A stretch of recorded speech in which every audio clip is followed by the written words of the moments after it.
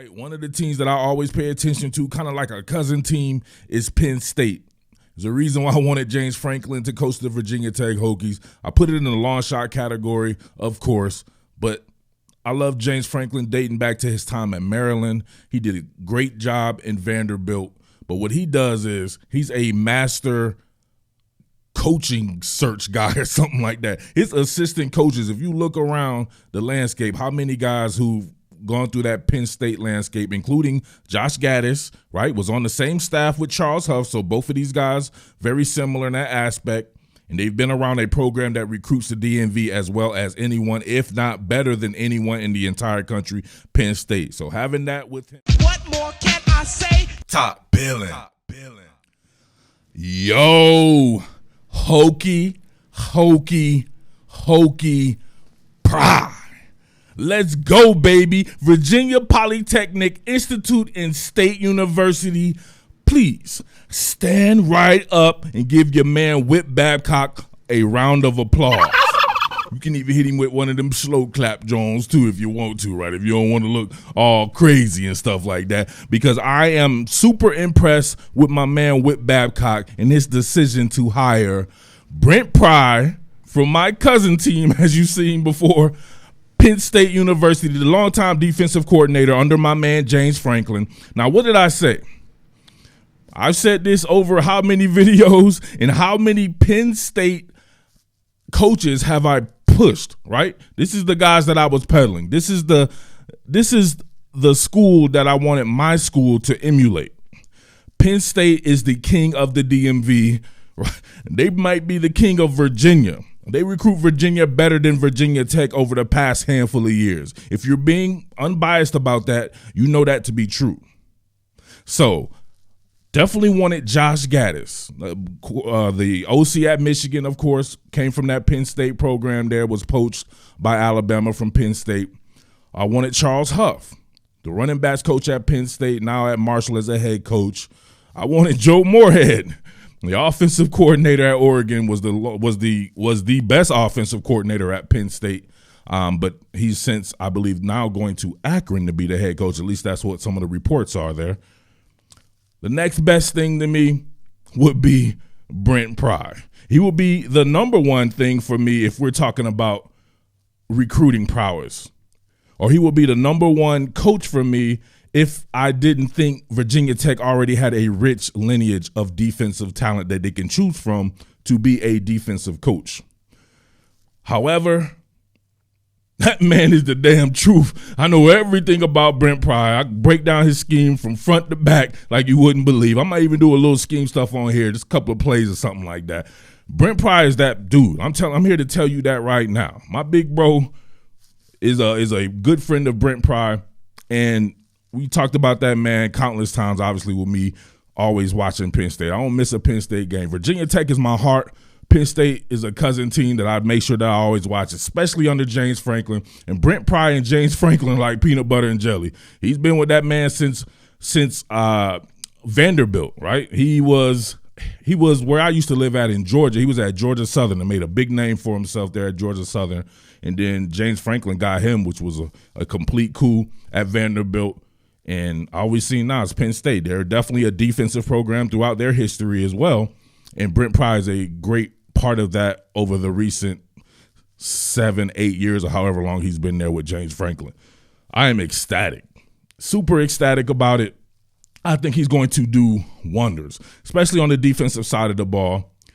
Man, let's go ahead and get into a little bit of some of the specifics here, right here. Let's go, baby.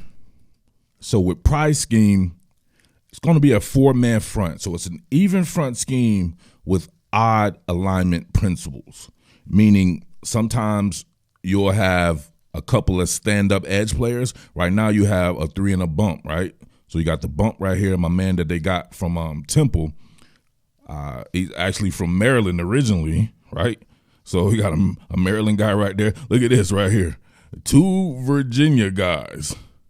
Brandon Smith, Ellis Brooks. Come on, man. Tariq Castro Fields right here from Maryland as well. Like, what are we doing here, man? These boys are the truth. But beyond that right there, you'll get a lot of even front stuff, meaning you have 3 techniques there, right? A 2-eye or a 3 technique chasing out.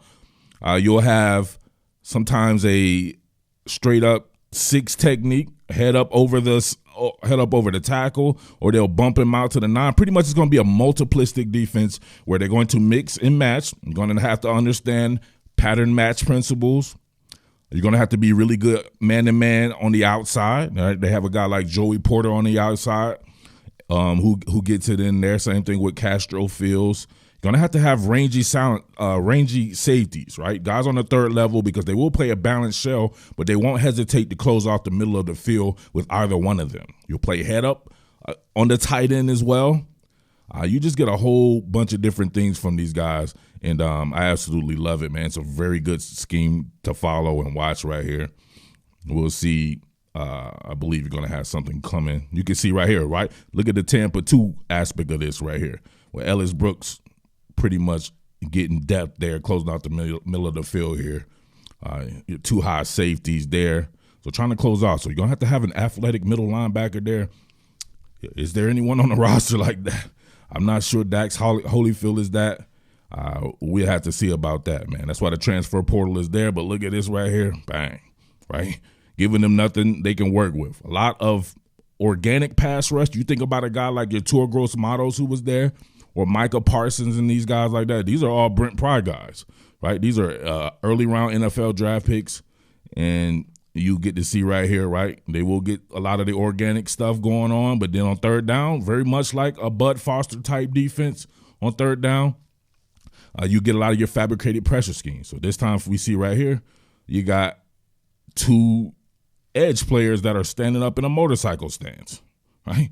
There's really nothing to see here except a guy head up over the nose, which would be a thing that you would normally see in an odd front defense there. So giving them something that's a little bit different with their eyes if you are an offensive player there, and being able to make sure that the quarterback has a different snapshot pre and post snap as well. We see here, you can see the twists and stumps up front. Ball doesn't even end up getting out of there. It was batted down. So you can see right here, right? Sending both of the 2nd level players there, getting them twisted. Got a 3-man weave going on right here. Same thing on the other side. So a 6-man pressure. So that will be man-to-man across the board, and then you close out the middle of the field right here with Jaquan Brisker. So you can see right there, man, it's going to be fun to watch that defense. It's always fun to watch defense at Virginia Tech. Let's look at some of the guys who we had playing, because to me, you're only as good as the players you put on the field. Of course, his biggest claim to fame is Micah Parsons, got him out of Pennsylvania. But the fact that he fought off Ohio State, who was coming on super strong for Micah Parsons at one particular point in time, lets you know his prowess on the recruiting trail. And obviously, Brandon Smith, who we got out of Virginia, right here in the Commonwealth, man, came in and took a 5-star linebacker who could have been doing that right now alongside those guys that we've seen the past few years, or Rashard Ashby or Holyfield and guys like that. Same thing with Curtis Jacobs, getting him out of Owings Mills, Maryland. Think about that. DMV area, just killing it. North Stratford, Virginia here in Stafford from your man Devin Ford, who I talked about before. Would have loved to see him in maroon, in orange. Who we got? Your Tour Gross Models, I mentioned before. He's from Fredericksburg, Virginia. We know how that ended up right there. He became, I want to say he was a 2nd-round pick, but he was the straight-up truth in college. We can see him just keep going on and on, man. PA, New Jersey, Virginia. He does his thing in Alabama. There's Ellis Brooks right there. Got him out of Richmond. King Beeman out of Midlothian. What are we doing here, man? These dudes are killing it in the Commonwealth, man. Joseph Johnson. And this is just Brent Pry himself. So imagine the guys that he had to be around, right? Sometimes it's a team effort. He may, just because he's in, they may be talking to another person on the offensive side of the ball, and he'll jump in there as well and help out because he understands and knows the area. Delaware, Pennsylvania, Virginia, Maryland, the district, of course. Orrin Burks here from Virginia. Braylon Franklin from Virginia. I don't know what to tell you, man. This is awesome. Get right back into the footprint there. Now it's going to be about this man's staff. So this is going to be the sticking point right here. This will be the only sticking point for me with a guy like Brent Pry is on the offensive side of the ball. Who's going to handle play calling and who's going to handle quarterbacks? Need a premium quarterback at Virginia Tech. It's been a while, right? A guy like Caleb Williams, where'd he do, right? He followed your man Lincoln Riley all the way out to Oklahoma from Washington, D.C. Caleb Williams wouldn't look good in a Virginia Tech uniform. Pause. You got to have somebody who can attract those type of guys. It doesn't necessarily have to be the head coach, offensive coordinator, play caller type like a Dan Mullen, Lincoln Riley. These guys are getting some big-time players. Lane Kiffin. There's a reason why these type of recruits at the quarterback position are flocking to guys like that, because the scheme will never change under those guys. The guy who is in your ear working with you day to day in that meeting room, it'll never change. That's the continuity aspect of it. But it does not have to be that way. Anybody mentioning like Nick Saban and people like that, you have to be dumber than a bag of flour. Like, you don't compare anybody to that setup right there. That is a whole different ball of wax. Don't compare Virginia Tech to those type of teams. But there are guys out there who have gotten some really good quarterbacks. It just depends on who you have and what you have to sell as far as the quarterback position and the offensive coordinator. So I have to think about that. Some of the guys that came through that Penn State program, maybe he'll lean back to someone like Ricky Ronnie. Ricky Ronnie was the offensive coordinator there before. I don't know exactly where he's at right now. Maybe at Old Dominion, so that'll work out. Of course, he knows how to recruit the area as well. I remember they had the Kirk Soraka dude there. A lot of those dudes it just didn't go well for them though. But they could be a lot better now, or it could just be a different setup for them at Virginia Tech, and maybe they succeed there. But I couldn't offhand say who. I know they got Mike Yurcich now at Penn State. I don't know if he would want to leave Penn State to go to Virginia Tech, but anything's possible. Obviously, my number one choice would be Josh Gaddis. Still, if you could convince him to leave Michigan to go to Virginia Tech, he's under an offensive player right now, right? An offensive wizard in himself in Jim Harbaugh. So do you want to make your own name for yourself coordinating under a defensive coach? A lot of people will hold that against people, right? I think a lot of people hold that against a lot of the minorities, to be honest with you. There, Eric Bieniemy being under Andy Reid, I think that hurts him. I think Eric Bieniemy should leave and go under a defensive coach. Same thing with Josh Gaddis. I could see that being a hindrance. Maybe some people will say, oh, he's getting help, a lot of help from Jim Harbaugh. Go do it on your own. You can do it on your own at Virginia Tech under a defensive coach that you know for a long time in Brent Pry.